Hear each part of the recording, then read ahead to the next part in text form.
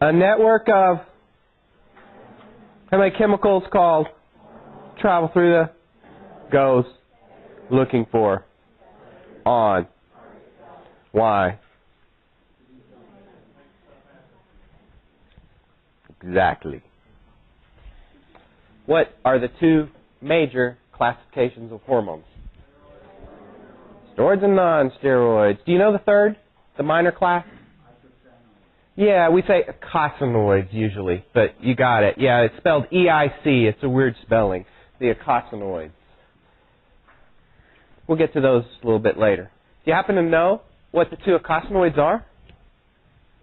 Anyone in your reading? Yeah, that's okay.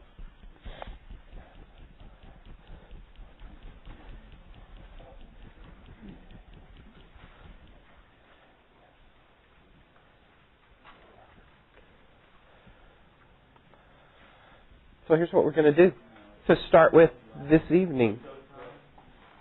Oh, yes, Josh. Did you say leukotriene? Yeah. And prostaglandins are the other ones. We'll talk about those a little bit later. What I'm going to do right now, we've already talked about how steroids work last week on our lecture class. Now we're going to talk about how non-steroids work. Non-steroids. These are hormones that are based on what kind of molecules? Amino acids / proteins. Right, exactly. This is a great short kind of essay question. Not like an essay that you would write a whole big long paragraph, but maybe you would do bullets and draw a picture. Dr. Crawford loves to call these like draw, label, and discuss kind of questions. All right? This is the non-steroid mechanism. Sometimes it's referred to as the second messenger system or mechanism. And you'll see that if you're in your book. This picture's right out of the book.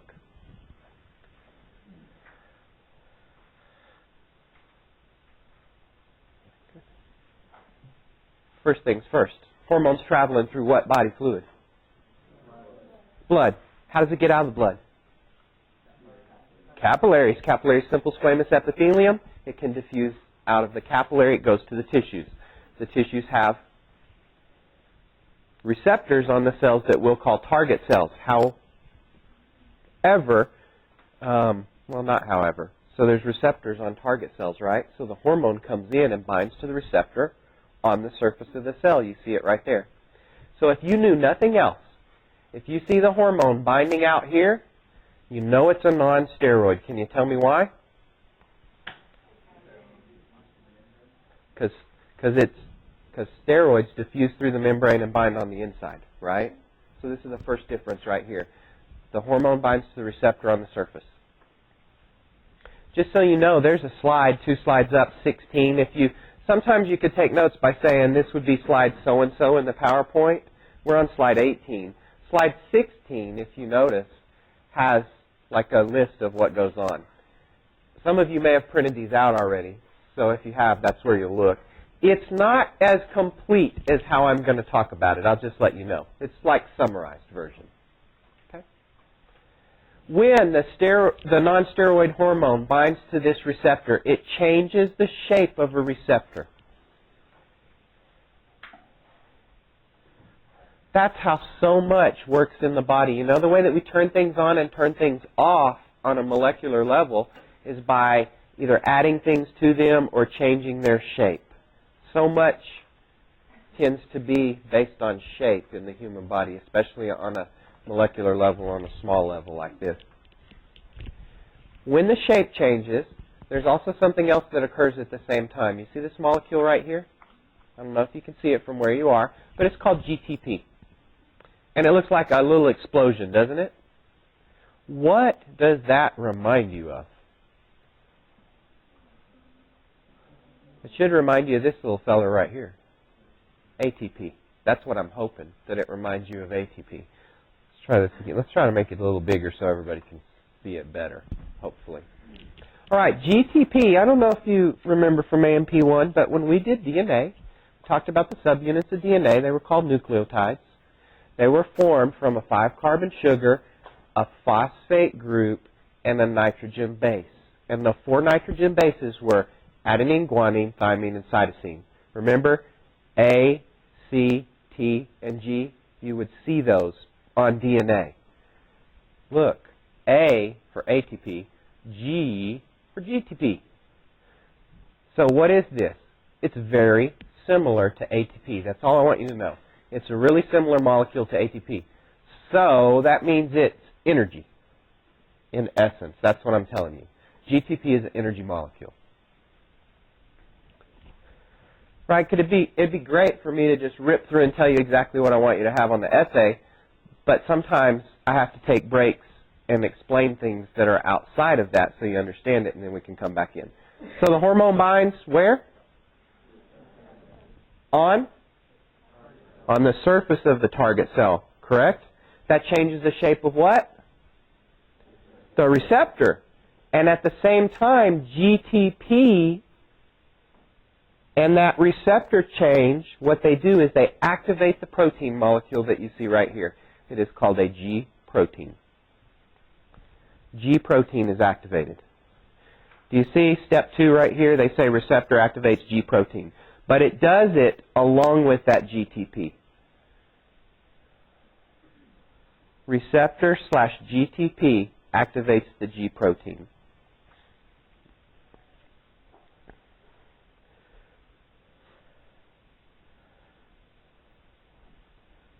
Now, what do you see the G protein doing after that? Do you see this? It physically moves along the cell membrane because it's looking for something that it fits into. And what it fits is an enzyme. How do we know this is an enzyme? Because it ends with A-S-E. A-S-E, ACE.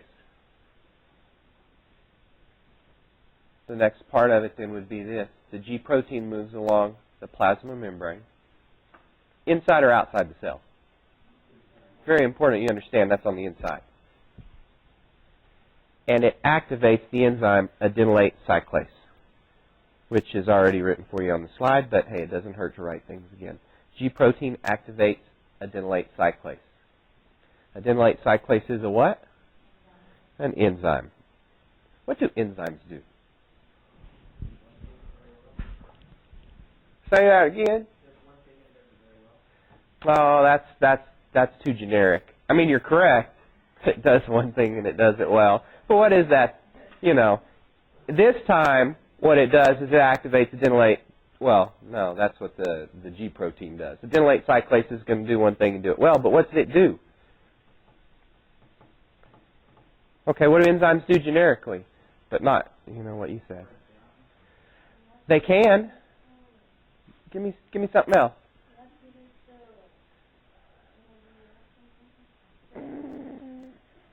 Lower the activation energy?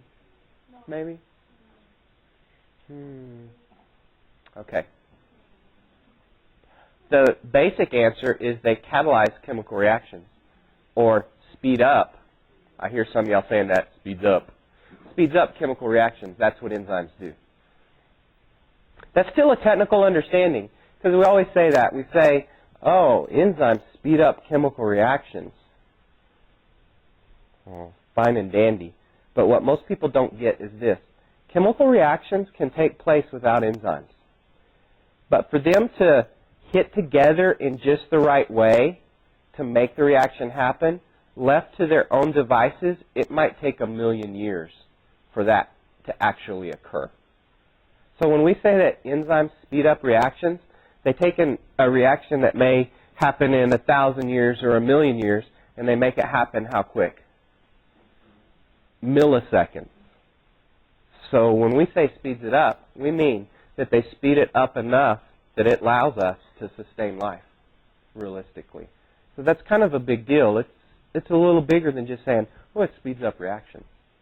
Yeah, I mean, it speeds them up significantly and allows reactions to take place at a pace that is conducive to life.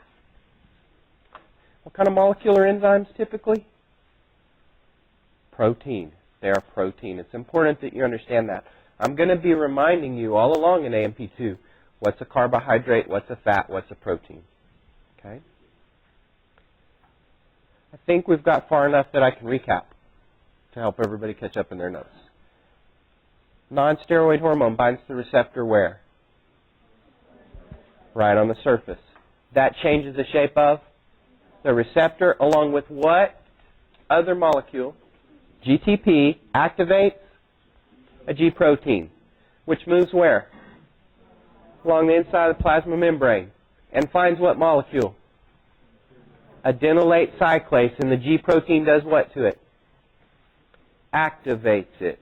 The G protein activates adenylate cyclase, and that's where we left off.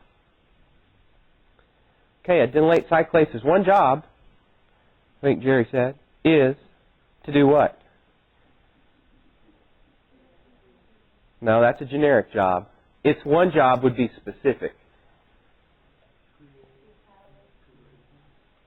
Okay, it takes ATP, it breaks it down. So Robert, you're right, this one does break down. It breaks down ATP and turns it into a molecule called cyclic AMP.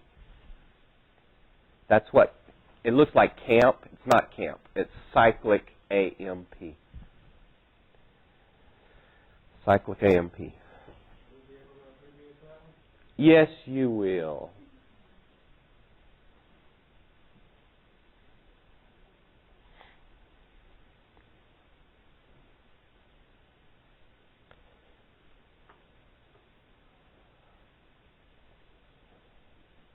Are hormones messengers, chemical messengers? Well, I would say yeah, right? They go to a target cell and they tell it to do something, so that's a message.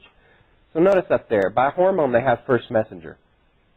See, the nonsteroid mechanism is sometimes called the second messenger system or second messenger mechanism, and that means that we have to have another messenger. The other messenger is a chemical that is produced in here. See, the hormone never goes in, not the nonsteroid. It binds to the receptor and it stays out here. And it activates some machinery in here which produces a chemical. There's the chemical that gets produced.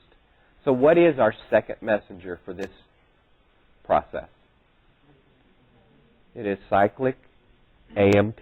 Cyclic AMP is the second messenger in this instance. There are other ones for other mechanisms. Some non-steroids use other ones. This is the one I like to focus on, though. Cyclic AMP's job is pretty easy. It activates proteins that are called protein kinases. So we just say it activates protein kinases. What does cyclic AMP do? Activates protein kinases. Well, you know how I am. Already you're getting to learn. When I see a new word, I like to explain it because I want you to know the meaning of words. I don't just want you to memorize a word. Anytime in AMP that you see kine, what that really means, K-I-N, means activator. All right? We'll talk about some molecules called kinins later on. They activate something. These molecules are called protein kinases.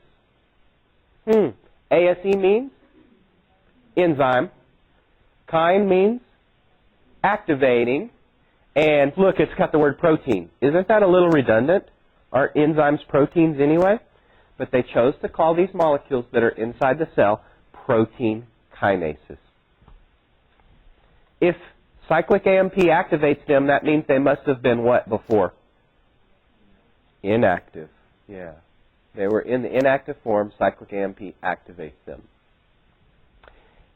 What do protein kinases do? Well, they activate other enzymes. That's their main job. Activate other enzymes. Additionally, they don't just activate other enzymes. They may open up ion channels or cause secretion from the cells, which could actually be secretion of other hormones in some cases. Do you notice that all three things that I said right here happen to be those actions that we mentioned on night one? Do you remember we said how hormones work, and we said that they work by either protein synthesis. What hormones do that? Steroids. Or they do these three things. They activate enzymes that are already there, they open up ion channels, or they stimulate secretion of other chemicals / hormones.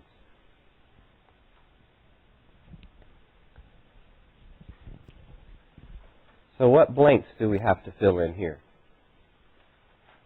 Well, let me tell you this. One hormone molecule, and what kind of hormone is this? Nonsteroid, can actually activate 1 million enzymes in some cases. One drop of hormone can activate 1 million enzymes.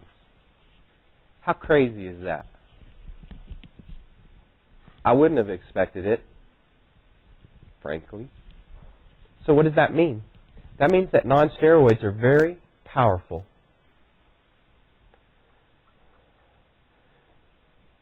That means that nonsteroids amplify, they have an amplified effect. What does amplified mean?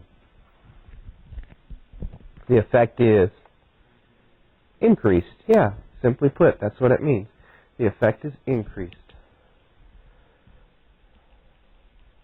The other word that they love to use with this is the word cascade.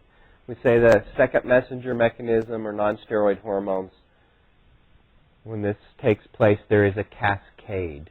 What does cascade conjure up in your mind? Yeah, I knew somebody was going to say that. So what I want you to think is like get the ball rolling and it gets bigger and bigger and bigger and bigger. You know, one molecule of a hormone may activate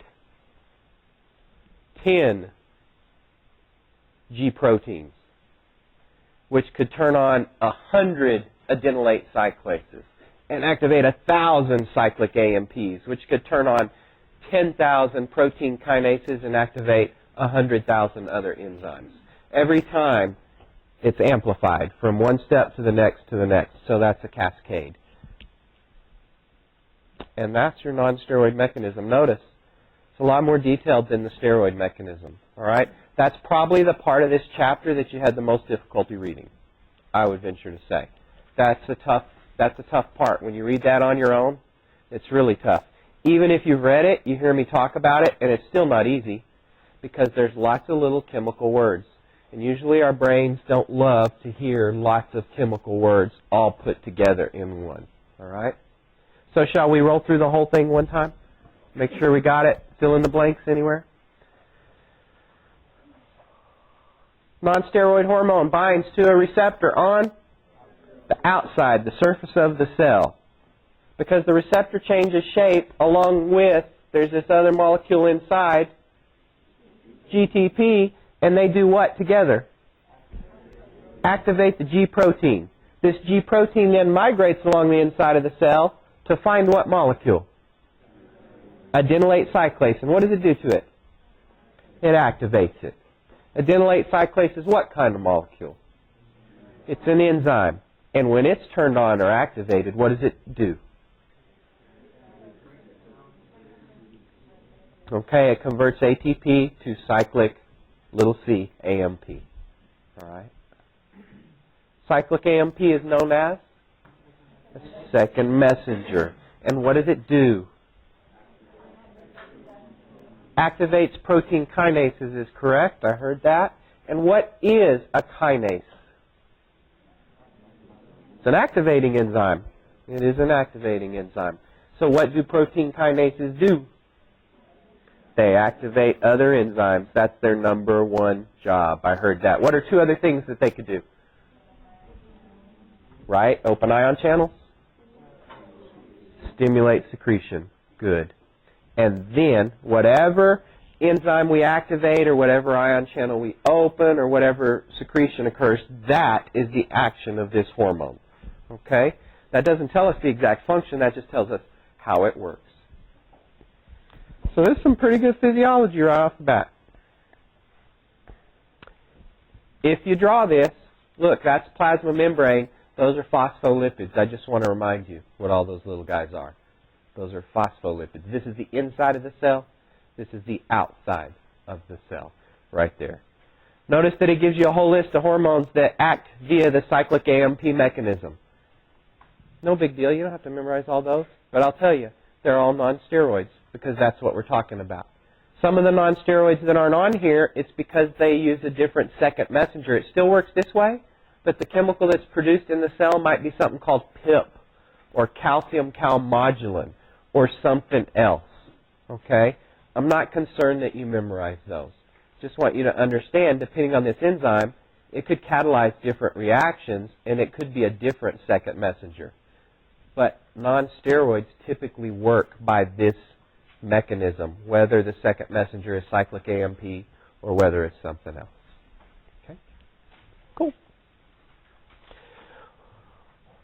Now that that difficult job is done, we can move on to something easier, I think. And the something easier is the pituitary gland and its relationship to the hypothalamus.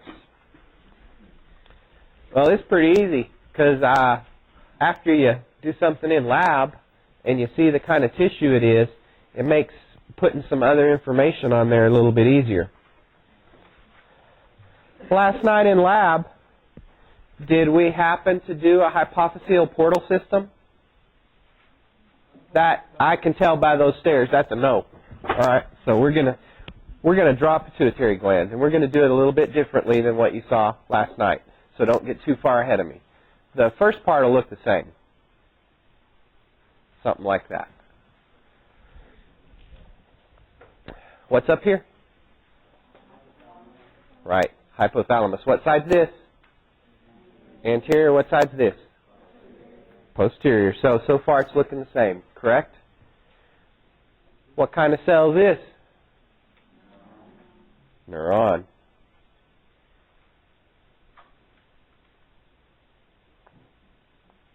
What's that?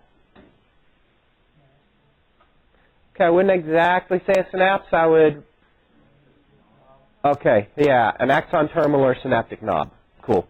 It could be a synapse if it went to another neuron. What's that? And what's this? And what's this? What am I trying to show you out there? Yeah, there's capillaries surrounding all this tissue. Can anybody tell me why? Because these chemicals that are going to be produced up here are going to be released from these knobs, correct? And they're going to move into what bodily fluid? The blood. And then where are they going to travel? Everywhere. Now, you guys are getting pretty good at that. Name the two chemicals that move into the blood right here.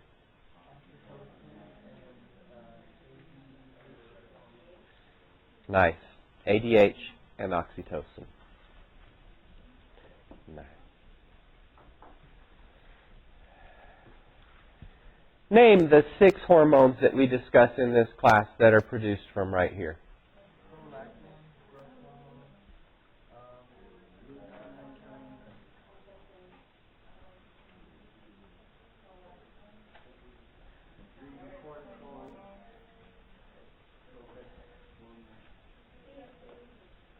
Right on. There we go. Collectively as a group, we can do it. Test night is not group night. But right now, group's okay. All right? Group's okay right now. This is growth hormone. We will talk about it. We will talk about prolactin, ACTH, TSH, luteinizing hormone, and follicle stimulating hormone. Sometimes I'll talk more. Sometimes I'll say, learn it from your sheet. All right? The harder ones I'll discuss. Some of them are real easy. I might put some of that on you to learn on your own. Okay? Next thing we want to do. What kind of cells are out here?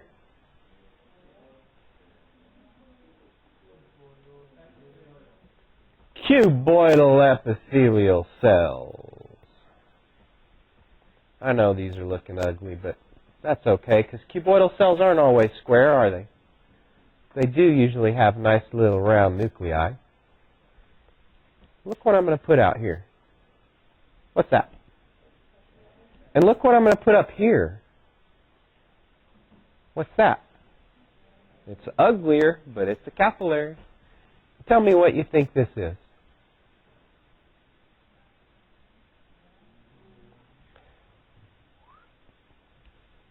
That would be a little bitty baby short neuron compared to the big one behind. Which pituitary am I drawing in? The anterior. Do you guys know what this area, this narrowing is called? Good, great. In lab we learned it last night. That's the infundibulum. Okay. This is a what, once again? Capillary. That is a capillary. This is what? Capillary. That means they're made for what to occur?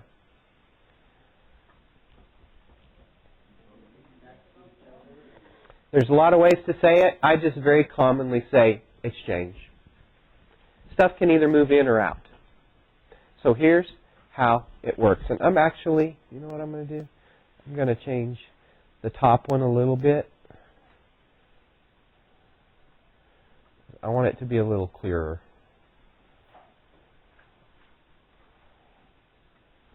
With its little neuron there.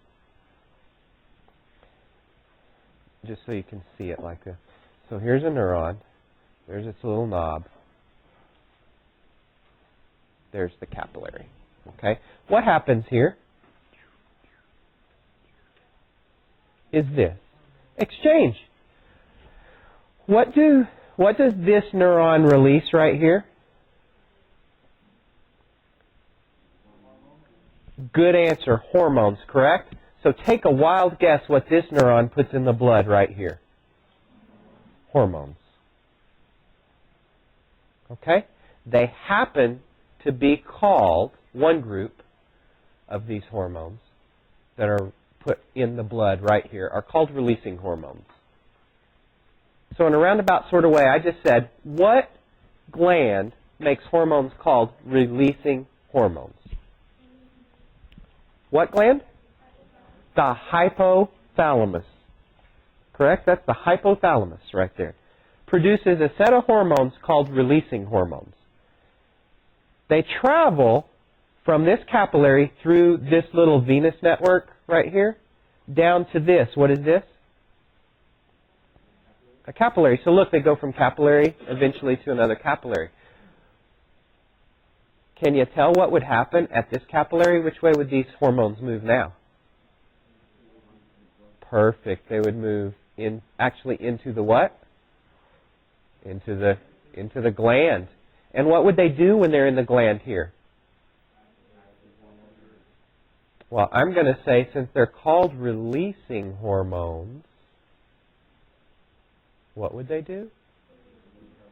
They would cause this gland to start dumping its hormones out.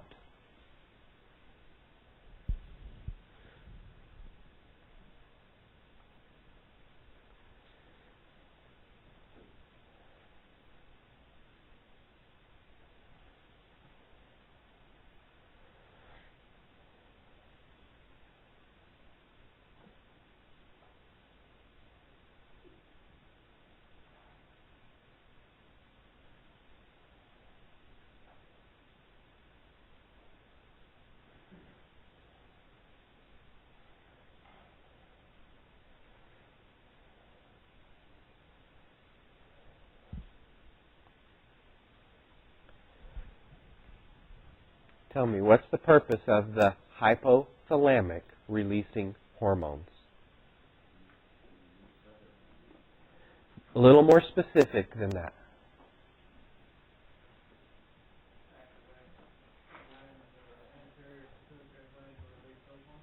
Okay. I would say that the purpose of releasing hormones is to cause the anterior pituitary gland to release its hormones. Absolutely, Matthew, to do that.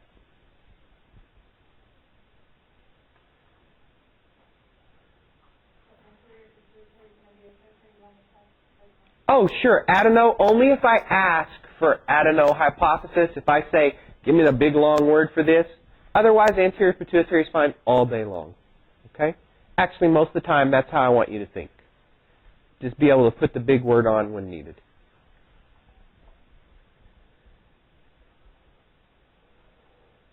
This is the front. This is quite different from the back, is it not? What do you see here? I see a network of blood vessels that begins and ends with what? Capillary here, capillary here. This is considered a little venous plexus. Don't worry about its name or anything like that. But this entire group is called a portal system. Want to take a little guess what a portal system is? Yeah, we're going to say it a little more specific than that, but it is. It's a network of vessels that begins and ends with capillaries. A network of vessels that begins and ends with capillaries. Do you know there's only 3 of these in the whole body? And this is one of them. And this one is called, this will be no surprise. What does that word mean? What does it mean? Yeah, Latin word for pituitary. How many of y'all took Latin in high school? Look, I did. All right. The hypophyseal portal system goes from what to what? Hypothalamus to which pituitary?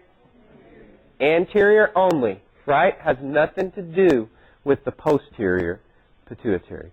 Anterior only.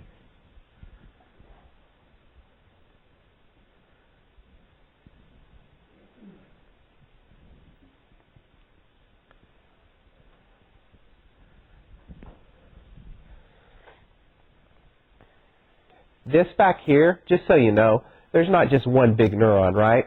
There's a whole bunch of them back here.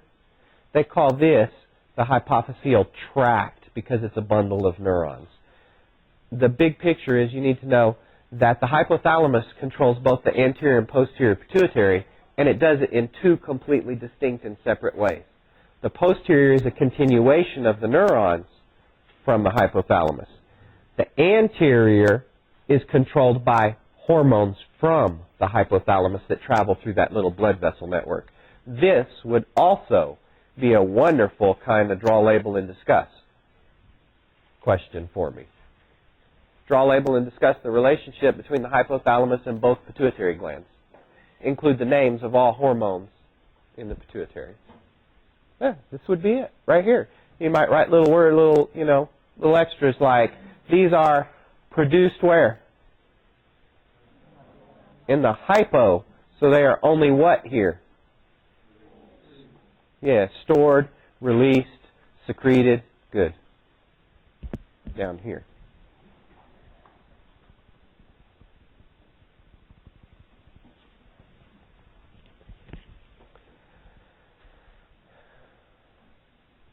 Next part of the story. Releasing hormones do what to the anterior pituitary? Activate it. Cool, I like that. Activate it, right? Turns it on, makes it dump its chemicals out. Do you think there may be some time the hypothalamus needs to shut it down? So what would we call the chemicals that shut down the production here? Close. Inhibiting hormones. The hypothalamus produces both releasing and inhibiting hormones. I don't get real big into the names of these for the most part. I like to make it sound easy, and it really is. So let's just make it easy. Name this hormone. Where is it produced?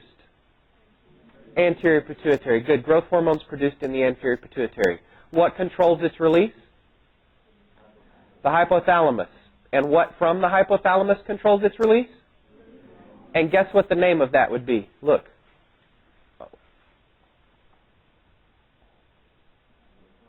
Growth hormone. That's a G, not a heart. Growth hormone releasing hormone. Hey, guess what controls the release of prolactin? Prolactin releasing hormone. Guess what controls the release of adrenocorticotropic hormone? ACTH. RH. Do you see how you just put a RH on it and you get the name? So there is a releasing hormone for each of those, kind of, sort of. There's one called gonadotropin releasing hormone that kind of does both of these. But no big deal. I'm not going to ask you that. Okay? There happens to not be an inhibiting for each, but all of these can be inhibited in some mechanism. I'm not going to ask particulars about that. I just wanted you to hear that concept. The big idea is there are releasing and inhibiting hormones that control the release and inhibition or shutdown of the secretion of all anterior pituitary hormones in some way. I would expect you to be able to give me a generic name for each of the releasing hormones, because all you have to do is use the name of the hormone and put what on the end? Releasing hormone RH. That's all you have to do. And that's pretty cool.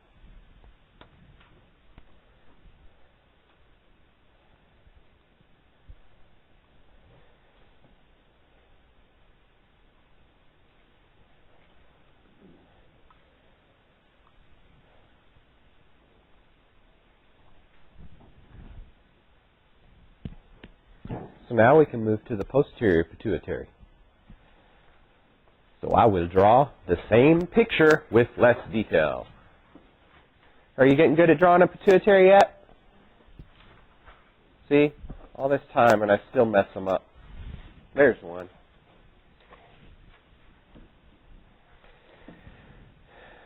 Oh, I don't like that one either. I want it to be up higher, out of the way. There. It's crooked, but it'll serve its purpose. Which side's posterior? The little side. Right here. Name a hormone produced by the posterior pituitary. Nice, Judith. There are no hormones produced by the posterior pituitary. Who would have fallen for it tonight if it were test night? It is not test night. Okay? Name 2 hormones secreted from the posterior pituitary. ADH and oxytocin. We're going to talk about anti-diuretic hormone first. If I start on a big long talk about something that we've talked about before, please say, oh, we did this whole thing before in this class. Okay? Don't let me take a half an hour for repeat, please. I bet this won't take a half an hour. I'm just guessing.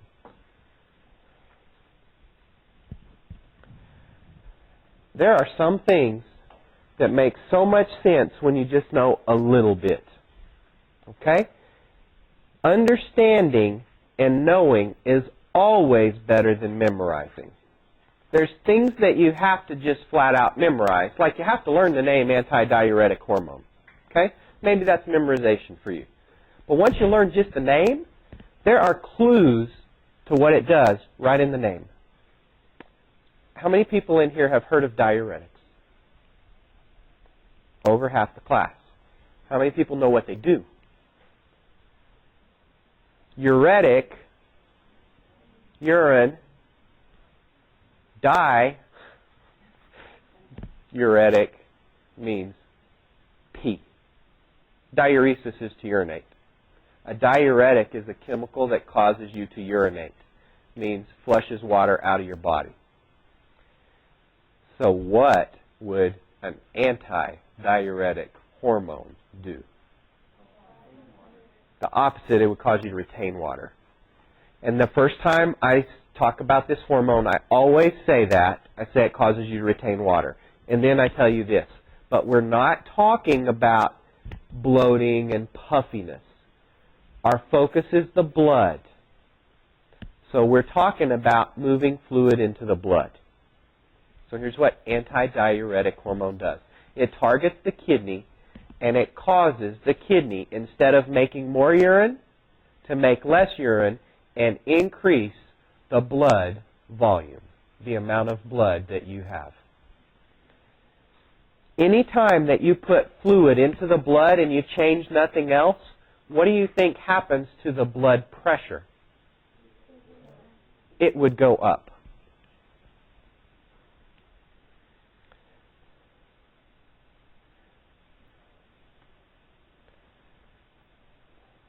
and it decreases the production of urine. Because it's not a diuretic, it's an anti-diuretic. Do you see how that's different than memorizing what ADH does? You could memorize that ADH increases blood pressure, or every time you see this, you could go, diuretics push water out, so an anti-diuretic keeps water in. Where does it go? It goes back to the blood. That increases the blood volume, which increases the blood pressure. That will stick with you much, much longer than if you just memorize ADH increases blood pressure. If ADH increases blood pressure, why in the world would it be secreted in the first place? Most hormones are negative feedback. And most hormones use negative feedback to regulate this thing called homeostasis. Right? Be honest with me, because I want to know.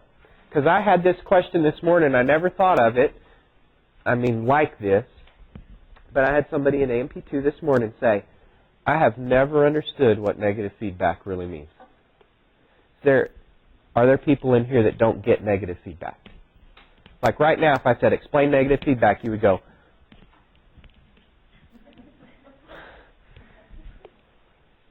if nobody raises their hand, then I'm going to call on somebody to explain it. Why, thank you very much. All right, here's negative feedback in a nutshell.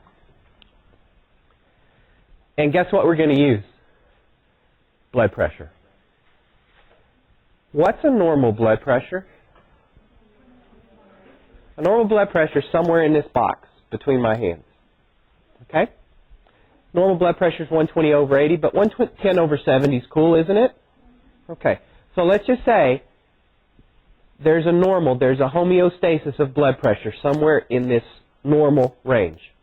When blood pressure goes up, what does your body like to do? Bring it down. See? When something goes up and your body brings it down, your body's doing the opposite, which is negative. Negative doesn't mean bad. Negative doesn't always mean down.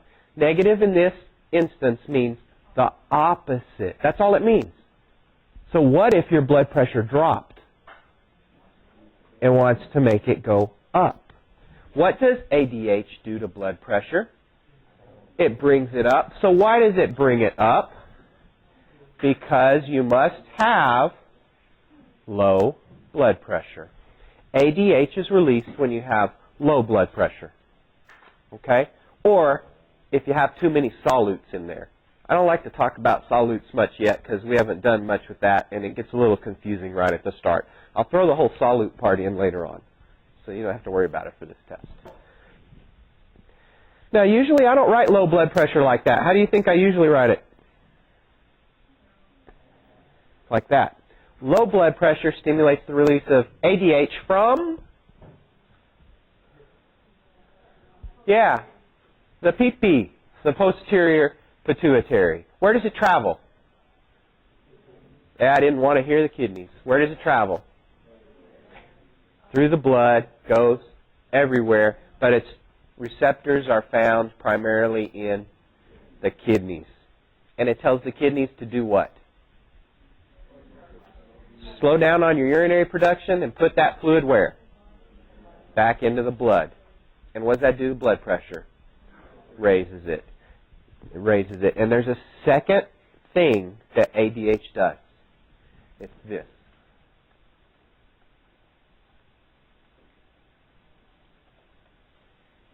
I like that. I write a few words and I get right there and half the class already knew where I was going. That's cool. Vasoconstriction with a V. Vaso means? Right, blood vessels. Constriction means? Making them smaller in diameter. Sure, shrink, right? Squeezing on them, so to speak, from their own muscle on the inside of them. Meaning in their wall, they squeeze down. Therefore, if you're looking at your lab handout, because I always suggest you have that out when we're doing any hormones. By the way, I updated it last night right after class before I left, and I loaded it up for you with all the asterisks and everything. Okay, so maybe some of you saw that and printed it out. So it's available for you there. The old name of ADH, and sometimes still used, is what? It's in that lab sheet. Vasopressin. Vasopressin. When we're talking hormones, we're talking about homeostasis. We're talking about mechanisms that control and regulate things within the body. In this instance, we're talking about regulating blood pressure. This is a very important blood pressure regulator right here. Do people treat blood pressure with diuretics? Yeah, they do. Sometimes if your blood pressure's too high, if they give you a diuretic, it causes you to pee a lot. Where does your pee come from? Your kidneys pull it right out of your blood. That's where it comes from. So 30 minutes before you urinate, that stuff was in your blood. And then now it's gone out of your body. Wow, that's cool. Okay. Sometimes, though, we have problems. And in the endocrine system, when we have problems or diseases, they're usually due to one of two things. Do you know what that is?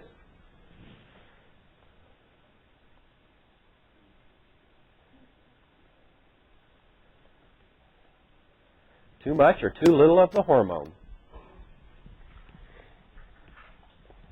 Now that's generic. Of course, there could be a tumor on the gland could be malformed, something could be pressing on it. There's all reasons that lead to that. But the whole point is, whatever's going on either causes too much hormone to be there or not enough hormone to be there.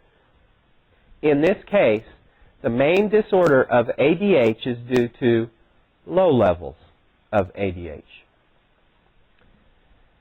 And I'll just tell you, in the current textbook that we're using, diseases are discussed in little sections called homeostatic imbalances.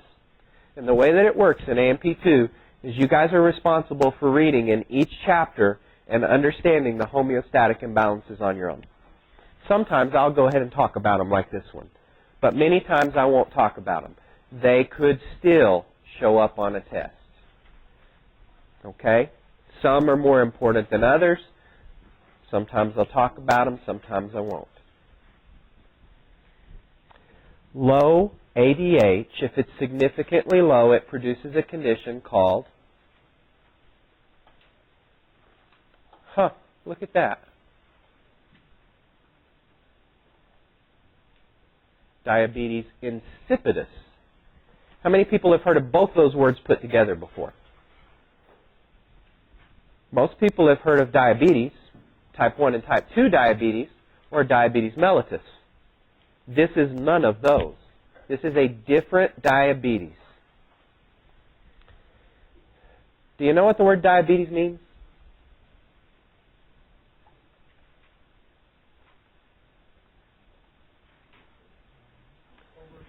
It means to flow through. It means to flow through.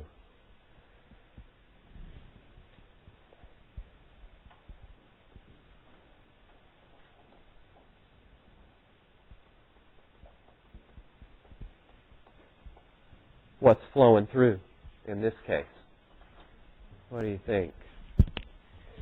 Well, let's slow down and let's back up and let's say this. Let's do it this way. ADH causes us to do what?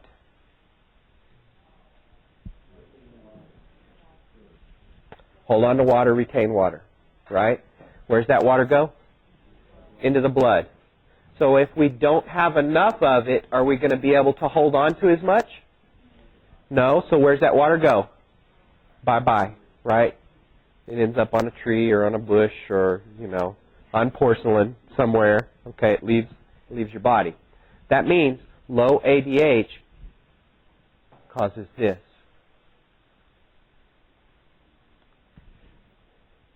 Increased production and frequency of urination, polyuria.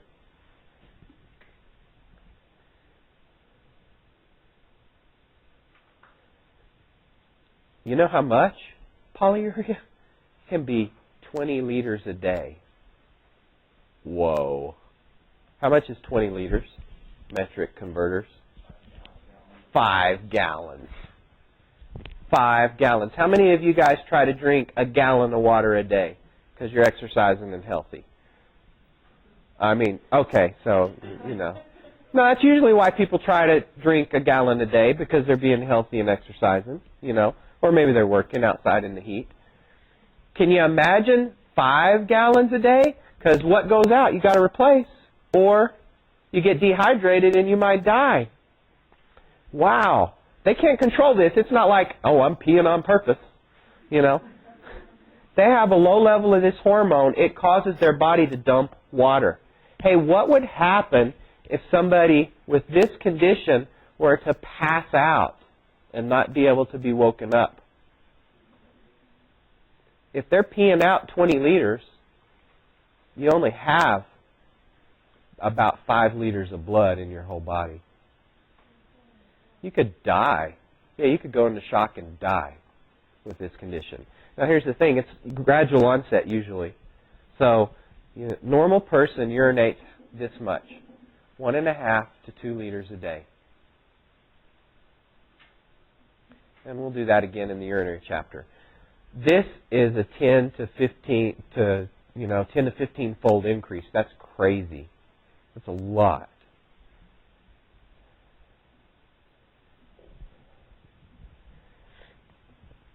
So don't you imagine if it starts out that you're urinating 3 or 4 liters a day, that it's going to cause you to do something other than go to the bathroom? What's it going to cause?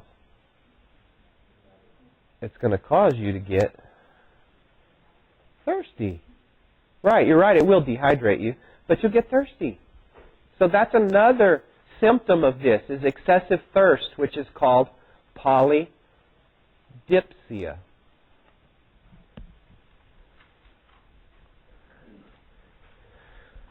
The cool thing is they can treat it by giving ADH, and it pretty much takes care of the problem.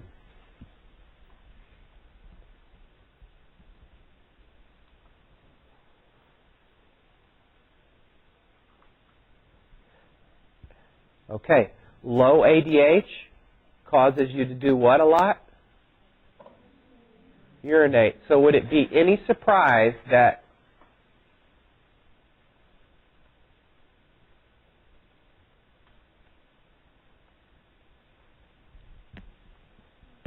alcohol inhibits ADH? That effectively lowers it. Do you know anyone that has one beer and then that opens the floodgate? They go to the bathroom and they kind of keep going there for the next 4 hours you're with them? All right. That's ADH. That's everything you ever wanted to know about ADH. Actually, it's not, because later on in the semester, see, we do hormones in a few different chapters, hormones related to water balance, so we'll come back to this later on. And I'll add even more when it's relevant. Like, what causes the water to move? We'll talk about that kind of stuff. How does it move in and out? And it's really pretty neat stuff. We'll get there.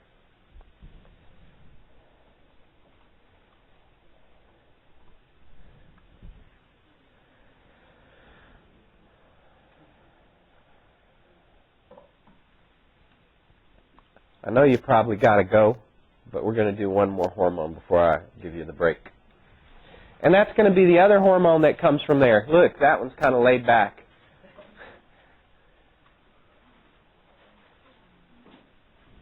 Oxytocin. See, if oxytocin was a person, he'd sign a signature like that. Oxytocin is the positive feedback hormone. Are most things positive feedback in the body? No. Does positive feedback usually regulate homeostasis? No. What feedback regulates homeostasis? Negative feedback. When a value goes out of the normal range, we like to do what? Bring it back. That's always negative feedback. Whether it's down or up, if it pulls it back to normal, that's negative feedback. Positive feedback is different. Let's explain the whole mechanism, and then I'll come back to this. All right, oxytocin, your signature is going to be lost. Let's do this differently. So what is this? Oh, that's not good. What is... Nope, that's not good. All right, 3 tries and I'm out. Oh, that's even worse. Well, I'm not used to this pad yet. There we go, that's good enough. That's ugly too. All right, let's do it like this. There, that's cute. Oh, it'll get cute.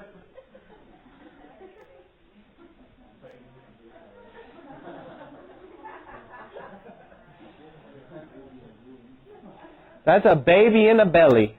Okay? That's what that is right there. See? All right. Oh, he's busting out right there. We can't have that happening, but we'll just leave it for a while. Okay, so Mom has one of these too, somewhere up there. I know it's looking like some crazy football helmet, but what's it really supposed to? Or a turtle. I don't know. So we'll put all these little curves and convolutions up there. What's that supposed to be? That's your brain. Okay? There's your brain. We're going to put a big, huge pituitary gland right there. Look. That's a pituitary tumor, so this person would be 112 feet tall. But, you know, that's okay. So here's the whole point of this matter. Oxytocin.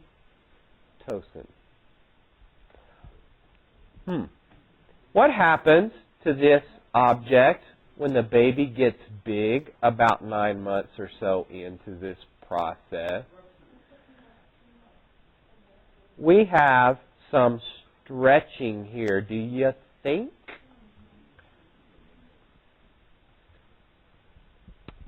Ladies, when that happens to you, do you feel the stretch?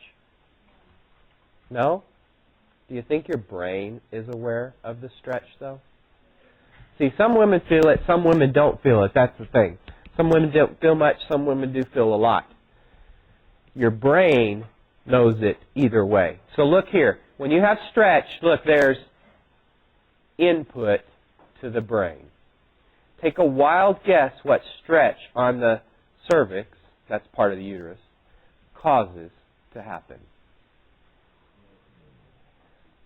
Oxytocin release. Where's oxytocin travel?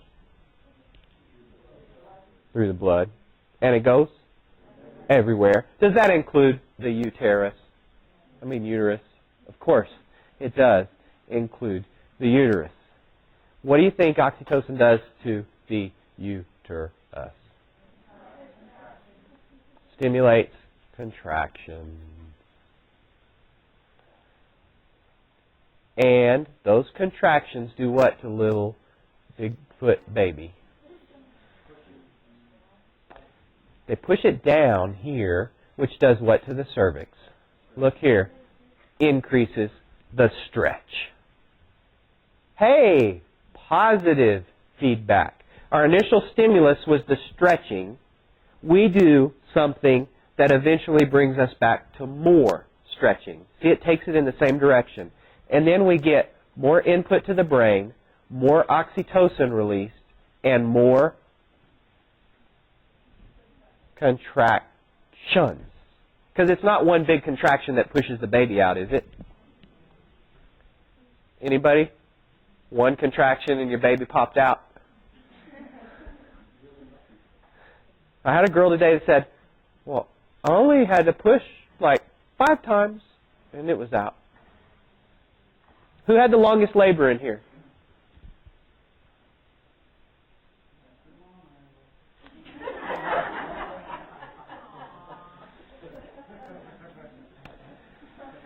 Was he a problem child at that age? 30 minutes. Anybody can beat 30 minutes? 13 hours? Anybody beat 13 hours? 26. Anybody beat 26? I was a 10-pound baby. You were a 10-pound baby. So I don't know how my body... Wow. Wow. my mom's sorry when I got over it. I bet you did. Because you caused a lot of this. which caused a lot of this, which caused a lot of those. That's how it works. That's what kind of feedback, y'all? That's easy to remember, right? Oxytocin is a positive feedback chemical. Now, here's the cool thing. How long does it continue? As long as the stimulus is there. The stimulus is the stretching. So, right after the baby pops out, the uterus hasn't gone back, so it keeps contracting for a little while, right? That helps to get the placenta out. Okay? And then periodically, it continues to contract to try to go back to normal. Hey, you might know something from the lab sheet. What else does oxytocin target?